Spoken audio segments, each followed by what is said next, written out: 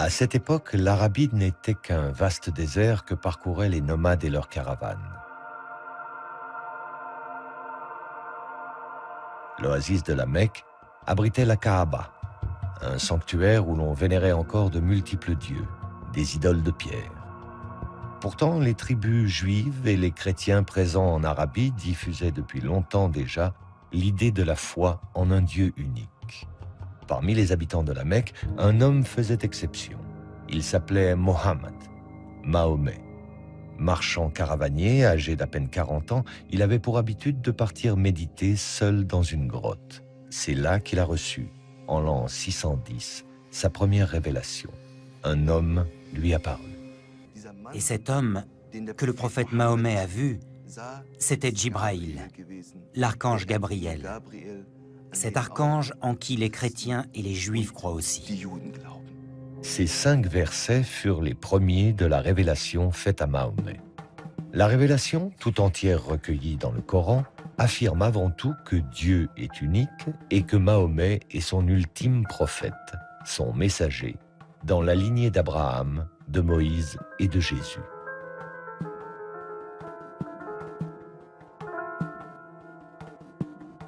Elle aborde aussi les grands thèmes de la soumission à Dieu, de la récompense des fidèles ou du jugement dernier. Elle annonce enfin la venue d'une communauté nouvelle, celle des musulmans, et édicte les lois qui vont la régir sur le plan des rituels religieux, de l'organisation sociale, de la politique. Au fur et à mesure qu'il les recevait, Mahomet partageait ses révélations avec Khadija, sa femme, puis avec son cousin Ali et ses amis proches, qui allaient former son premier cercle de fidèles, les compagnons. Les Mécois se montrèrent tout d'abord indifférents aux prédications de Mahomet. Mais quand le prophète les exhorta à renoncer au culte païen des idoles, ils se mirent à le persécuter. Mahomet fut contraint de quitter la Mecque.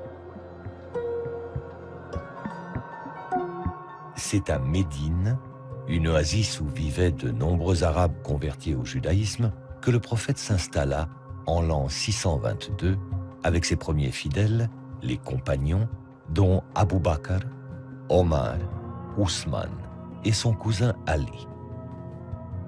Médine fut sacrée capitale du premier État islamique.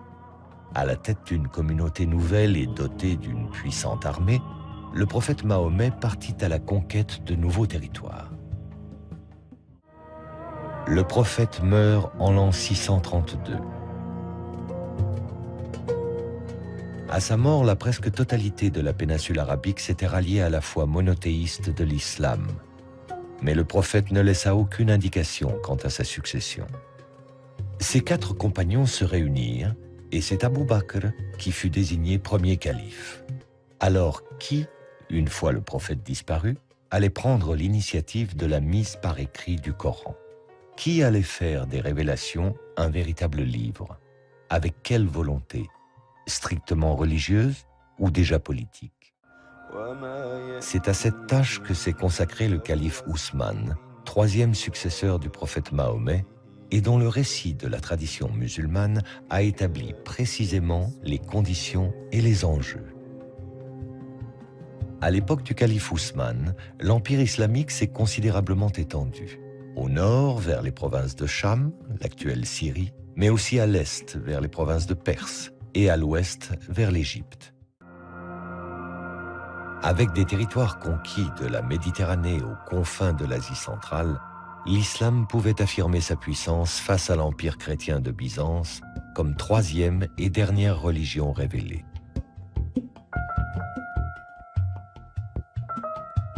Il lui restait cependant à donner une véritable expression à cette puissance, mais dans une grandeur de l'islam liée à l'histoire du christianisme. L'artisan en sera Abd al-Malik, le calife le plus flamboyant de la dynastie des Omeyyades.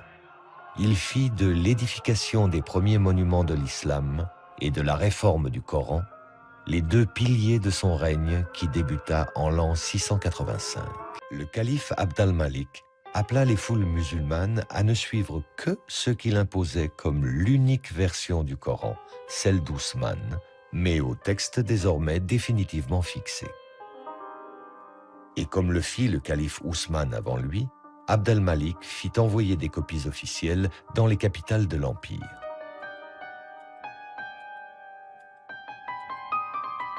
Moins d'un siècle à peine après la disparition du prophète Mahomet, l'islam, au même titre que les deux religions révélées, détient son livre.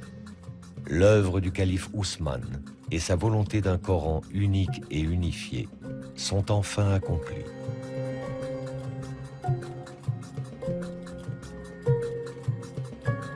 La Vulgate d'Ousmane, vénérée par la tradition musulmane, est la seule référence pour l'édition du Coran aujourd'hui dans le monde.